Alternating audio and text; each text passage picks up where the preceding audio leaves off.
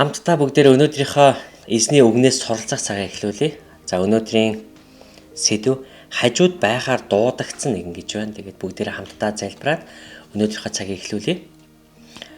Эзэн минь бид өнөөдөр таны үгнээс суралцахаар ирж байна. Тэгээд өнөөдрийн чимээгөө цагаар дамжуулан та бидэнтэй ярьж тэгээд таны үг биднийг босгон байгуулж хүчрхэгжүүлэх болтугай гэж залбирч байна.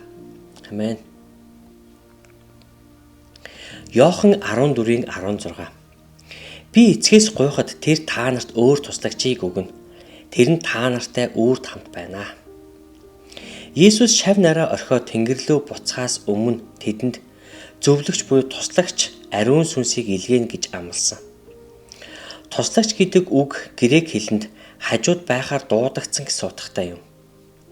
Тэр бидэнд туслахын тулд хажууд минь зогсож байх бөгөөд Христэд итгэгчид бид сүнсний дайн болон асуудалтай ганцаараа нүүр тулдаггүй юм аа. Үүнийг Джек Робинсоны түүхээр тайлбарлая. Тэрээр бейсболын дээд лигт тоглосон анхны хар арьст ир байв. Арьс өнгөний ялгарлыг эвдэхээр цэнгэлдэх хүрээлэн бүрт цугларсан олон хүмүүстэй тэр нүүр тулдаг байв.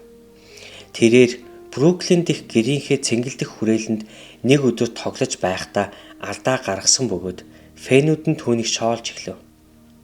Тэрээр 2 дугаар тавцан дээр зогсож байлаа. Дараа нь намхан нуруут ПВ ирээд түүний хажууд зогслоо. Тэр Джекийг тэврээд үзэгчид рүү харан зогсоход фэнүүд нь чимээгүй болж дуугаа хураацгаасан юм а.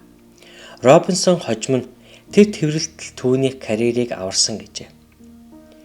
Рид дараа нь би хар арьстай байгаад лигт орсон бол хэн нэгэн миний анд болоосаа гэж хүсгэл байсан гэж хэлжээ.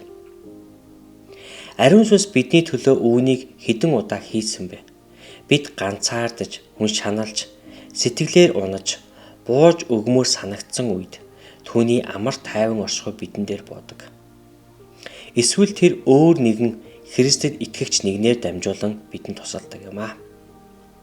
Ариун сүнс үргэлж бидний хажууд зогсож, ямар ч үед туслахад бэлэн байдаг гэдэгт итгэлтэй байж болно. Иохан 14:16 Би эцгээс гуйхад тэр та нарт өөр туслагчийг өгнө. Тэр нь та нартай үрд хамт байна гэсэн байна. За үргэлжлүүлээд Үлс 1:8 дугаар ишлэл. Харин ариун сүнс та нар дээр ирэхэд та нар хүчийг олж тэгээд Иерусалим, бүх Юудэ, Самар тэр байтугай дэлхийн хязгаар хүртэл миний гэрч болно гэсэн байна. За өнөөдрийн чимээгөө цагийн үг та бүхэнтэй ярих болтугай. Тэгээд бурхан та бүхнийг ивэг